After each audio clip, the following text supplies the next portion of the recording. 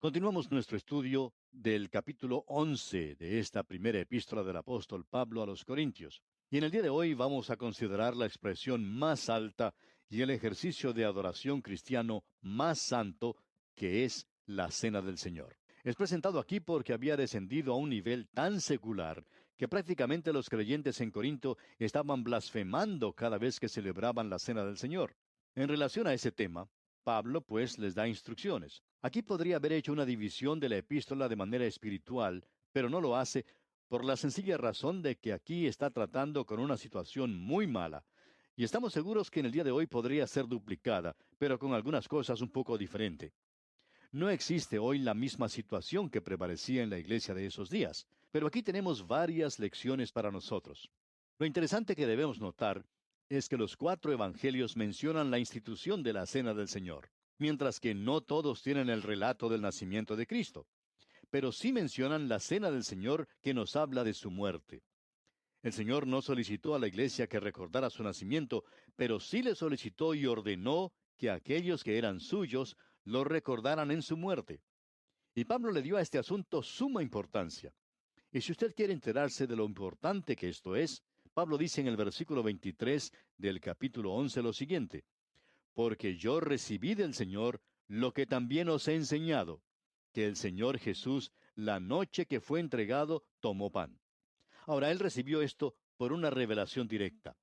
Pablo lo coloca en el mismo nivel que el Evangelio, porque en el capítulo 15 de esta primera carta a los Corintios, versículo 3 dice: Porque primeramente os he enseñado lo que asimismo recibí, que Cristo murió por nuestros pecados conforme a las Escrituras. La revelación directa fue la del Evangelio, y también la cena del Señor fue una revelación directa. Y el Señor le dio a él instrucciones especiales en cuanto a la cena del Señor. Esto quiere decir que él recibió el Evangelio por revelación y que también recibió las instrucciones para la cena del Señor por revelación. Usted sabe que Pablo no estuvo presente en esa celebración primera de la cena del Señor en el aposento alto. Y ahora él puede decir: os he enseñado aquello que he recibido del Señor y que ahora les puedo presentar. Es un poco difícil ver la conexión de lo que Pablo está diciendo a la iglesia de Corinto con la forma como nosotros celebramos en la actualidad la cena del Señor. Como ya hemos dicho, no existe un paralelo exacto, pero sí puede haber una situación similar. En aquel entonces, la cena del Señor era precedida por una comida social. Probablemente se celebraba en los hogares, y también probablemente se hacía diariamente. Quizá esa era la manera que ellos tenían de celebrar la cena del Señor. Después del día de Pentecostés, los creyentes se mantenían unidos. Se nos dice allá en el libro de los Hechos de los Apóstoles, capítulo 2, versículos 46 y 47, lo siguiente: Y perseverando unánimes cada día en el templo, y partiendo el pan en las casas, comían juntos con alegría y sencillez de corazón, alabando a Dios y teniendo favor con todo el pueblo. Y el Señor añadía cada día a la iglesia los que habían de ser salvos. El filósofo de Atenas, Arístides, que vivió en la primera parte del siglo segundo, describe la forma en que los creyentes de su día vivían, y él dice: cada mañana, a todas horas, y gracias a la bondad de Dios hacia ellos, le alababan elevando cantos de adoración hacia él. Y si una persona justa de aquellos que pertenecían a ellos llegaba a fallecer, pasaba de este mundo, ellos se regocijaban y le daban gracias a Dios. Si una criatura moría en su infancia, ellos alababan a Dios grandemente por una persona que había pasado a través de este mundo sin cometer ningún pecado. Esa es la declaración de una persona que no pertenecía a la iglesia. Así es que la iglesia en Corinto seguía ese mismo procedimiento, el de tener una comida con la celebración de la Cena del Señor. Después de todo, la Pascua era esa clase de celebración en el aposento alto. Usted recordará que el Señor celebró la fiesta de la Pascua. Leemos allá en el Evangelio según San Mateo, capítulo 26, versículo 26, que mientras comían, tomó Jesús el pan y bendijo y lo partió. Y nuestro Señor, del rescoldo de un fuego que se acercaba a su fin, de una fiesta que llegaba a su punto final, Él hizo algo nuevo. De las cenizas de la fiesta muerta, Él inició algo completamente nuevo. En el día de hoy nosotros tenemos una costumbre. Es la costumbre de los clubes y asociaciones, y aún de iglesias, bancos, compañías de seguro, que tienen en ocasiones comidas juntos. Es por lo general un tiempo de compañerismo.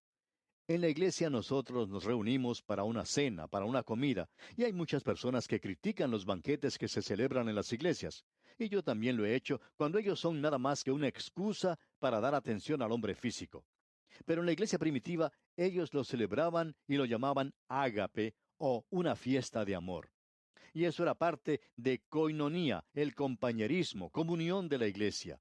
Y en ese día, la reunión social era la antesala, por así decirlo, de la celebración de la Cena del Señor, que es la Eucaristía. Esas fiestas fueron finalmente separadas, las cuales ya no se practican más en nuestros días. Usted no tiene que tener una comida que sirva de antesala para la celebración de la Cena del Señor. Ahora aquí tenemos un mensaje para nosotros, y veamos si lo podemos localizar. Vamos a volver a nuestro texto y leer el versículo 17 de este capítulo 11 de la primera epístola a los Corintios. Dice, pero al anunciaros esto que sigue, ahora esta palabra anunciaros es una orden y debería ser, pero al ordenarles esto que sigue. Ahora este es un mandamiento de parte de Pablo y continúa diciendo en el versículo 17, no os alabo, porque no os congregáis para lo mejor, sino para lo peor. En otras palabras, ellos tenían que haberse reunido para tener una gran bendición espiritual, pero no era así, no llegó a ser eso. Fue en realidad una cosa. ¿Qué es lo que ocurrió? Avancemos ahora con la primera parte del versículo 18 de este capítulo 11. Pues en primer lugar, cuando os reunís como iglesia, ahora cuando ellos se reunían en la iglesia, aquí él no está hablando de un edificio, él está hablando de cuando los creyentes se reúnen juntos. Nosotros siempre pensamos de algún edificio cuando decimos iglesia. Uno puede decir la iglesia bautista, la iglesia metodista, la iglesia presbiteriana o la iglesia independiente. Podemos indicar que una de esas iglesias está en la esquina, pero en realidad la iglesia no está allí en la esquina. Puede ser que está cerrada, que no haya nadie en ese lugar, y entonces no es una iglesia, es simplemente un edificio. La iglesia es la gente misma, pero es muy difícil para nosotros pensar de esa manera.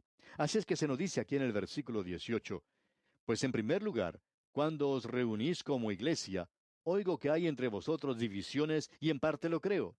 En otras palabras, había un espíritu de división que se hallaba presente aún en la celebración de la Cena del Señor.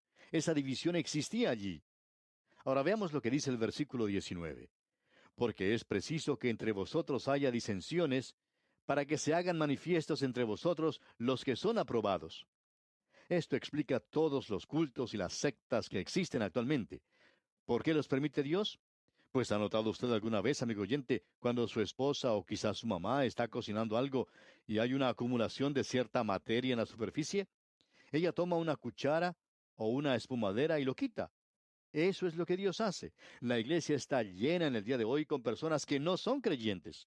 Un gran porcentaje de las personas que asisten a las iglesias en estos días no son salvas en realidad, son simplemente miembros de la iglesia.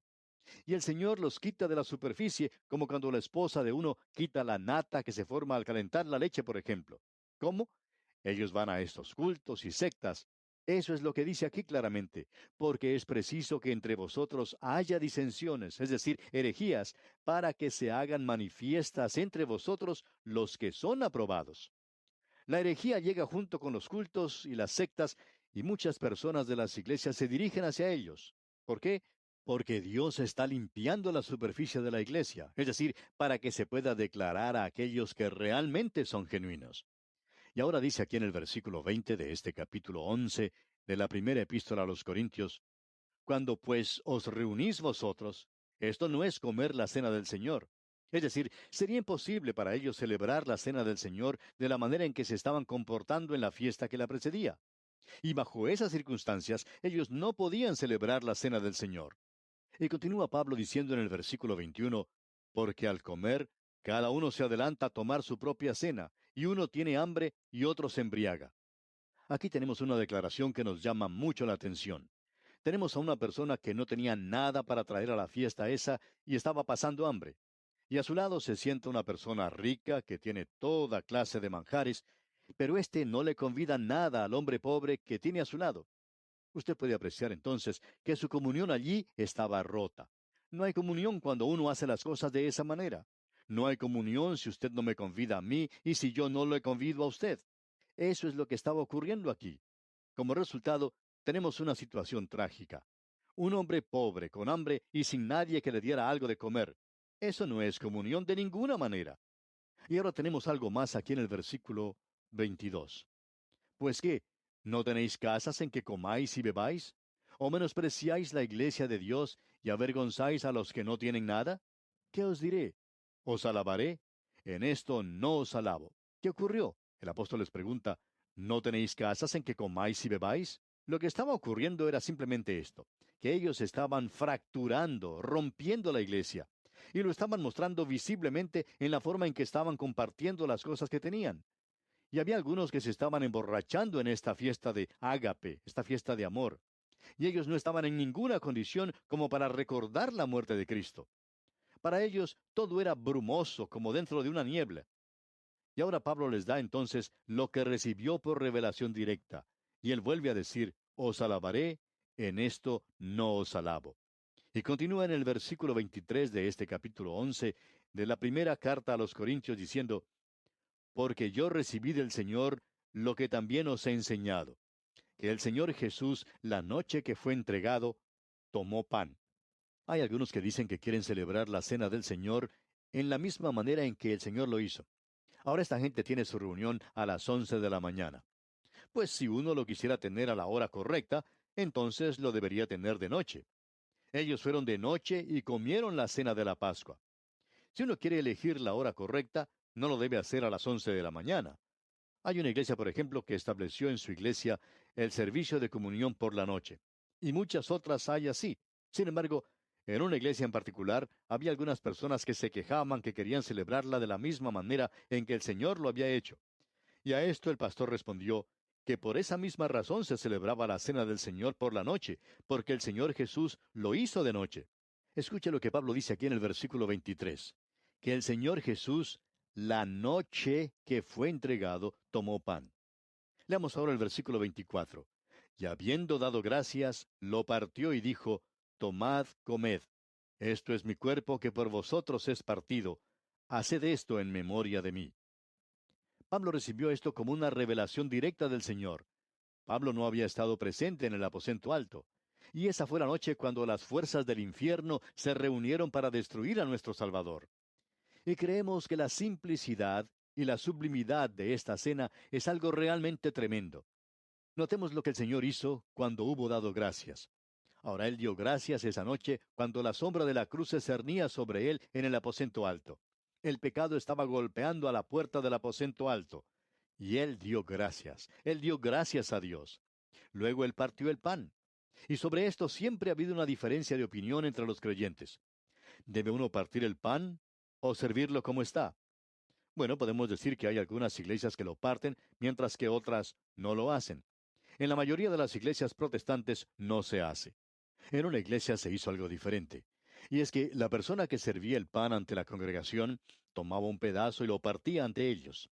Y eso habla del cuerpo partido de nuestro Señor. El comentarista Bengal dijo lo siguiente: la misma mención de romper indica distribución y rechaza el plan que tenían los de Corinto, donde cada uno hacía las cosas por su cuenta. Ellos debían compartir esto. Ahora, esto era algo que ellos debían distribuir entre todos. Notemos ahora lo que dice aquí el versículo 25 de este capítulo 11 de la primera carta a los Corintios. Asimismo, tomó también la copa, después de haber cenado, diciendo, esta copa es el nuevo pacto en mi sangre. Haced esto todas las veces que la bebiereis en memoria de mí. Ahora el pan habla de su cuerpo partido, y esto habla de un nuevo pacto. Este es el Nuevo Testamento, el nuevo pacto en su sangre, y siempre se le llama la copa. Usted puede notar que dice, bebe esta copa. Y Lucas habla del fruto de la vid, nunca le llama vino. Debemos decir que creemos que era sin fermentar. Ahora algunos quizá digan, ¿por qué dice eso? Bueno, esta era la fiesta de la Pascua, y ellos estaban sirviendo pan sin levadura. ¿Piensa usted que ellos servirían el fruto de la vid leudado, que sería el vino? Por supuesto que no. Ellos nunca tendrían pan sin levadura y jugo de uva leudado. Ahora el cuerpo es la copa que contiene la sangre. También queremos decir que la sangre habla de su muerte, o sea, de la muerte de Cristo. Y creemos que no era una sangre contaminada como la mía o la suya. No era leudada. Era, si se puede decir, un jugo de uva sin leudar. Eso lo creo de todo corazón. Ahora, en el versículo 26, Pablo agrega algo nuevo. Así pues, todas las veces que comiereis este pan y bebiereis esta copa, la muerte del Señor anunciáis hasta que Él venga. La cena del Señor es una celebración. Él dice que se la hace en memoria de Él. En memoria de mí, dice el versículo 25. Y eso echa una mirada hacia el pasado. Echa una mirada hacia el momento en que Cristo murió en la cruz. La cena del Señor es una celebración en memoria de Él, pero también es una comunión. Él es el Cristo viviente que se encuentra hoy a la diestra de Dios. Y habla de mi relación vital, actual con Él, con el Señor Jesús. Pero también mira hacia el futuro. Es un compromiso, pues dice, haced esto y cada vez que lo hiciereis, la muerte del Señor anunciáis hasta que Él venga. Y esto mira hacia adelante, a través de la historia, hacia el futuro. Ese día está en el futuro, y es el día cuando Cristo vendrá por su iglesia. Y es un compromiso de parte de aquellos que le pertenecen. Ahora, amigo oyente, nos preguntamos, ¿por qué Él tomó elementos tan frágiles y débiles que se echan a perder antes de que pase una semana? Y de ello hizo un monumento. No lo hizo de mármol o bronce o de plata u oro, sino de los elementos más sencillos del mundo y de los más familiares como son el pan y la bebida. ¿Qué quiere decir esto de discernir el cuerpo del Señor? Bueno, sigamos leyendo los versículos 27 al 29. De manera que cualquiera que comiere este pan, o bebiere esta copa del Señor indignamente, será culpado del cuerpo y de la sangre del Señor. Por tanto, pruébese cada uno a sí mismo, y coma así del pan y beba de la copa, porque el que come y bebe indignamente, sin discernir el cuerpo del Señor, juicio come y bebe para sí. Siempre ha habido tres interpretaciones en cuanto a esto. Algunos dicen que estos elementos son en realidad la sangre y el cuerpo de Cristo, lo que llaman la transubstanciación. Lo único que deseamos decir sobre esto es que si esto fuera así, eso lo calificaría a usted como un antropófago si está en realidad comiendo el cuerpo. Lutero no estuvo muy lejos de eso. Su enseñanza no era transubstanciación, sino la consubstanciación. Él dijo que usted tiene la presencia de Cristo en la Eucaristía, coexistiendo la substancia divina con las del pan y de la copa. Y luego existen quienes dicen que este es un símbolo, y ese ha sido un punto de vista protestante. Zwingli, por ejemplo, enseñó que esto era simplemente un símbolo. Pues bien, es mucho más que eso, amigo oyente. Tiene más significado, tiene algo para nosotros y quiere decir que uno tiene que discernir el cuerpo de Cristo. Y esto quiere decir que usted tiene el pan en su boca, pero tiene a Cristo en su corazón. Y amigo oyente, eso es lo que tiene importancia. Usted recordará que cuando el Señor fue en ese camino a Emaús, Él tuvo una comida con los discípulos. Y luego, ¿qué fue lo que hizo? Se reveló a sí mismo. Y eso era la cena del Señor. Amigo oyente, que el Señor se pueda revelar a sí mismo, a usted y a mí, en esta cena que tenemos juntos. Continuemos leyendo ahora. El versículo 30 dice, por lo cual hay muchos enfermos y debilitados entre vosotros, y muchos duermen. Ellos lo habían hecho indignamente. Por eso esto había acontecido a ellos. Y proseguimos con los versículos 31 y 32 de este capítulo 11 de la primera epístola a los Corintios. Y dice, si pues nos examinásemos a nosotros mismos, no seríamos juzgados. Mas siendo juzgados, somos castigados por el Señor para que no seamos condenados con el mundo. Cuando somos juzgados, somos castigados por el Señor para no ser condenados junto con el mundo.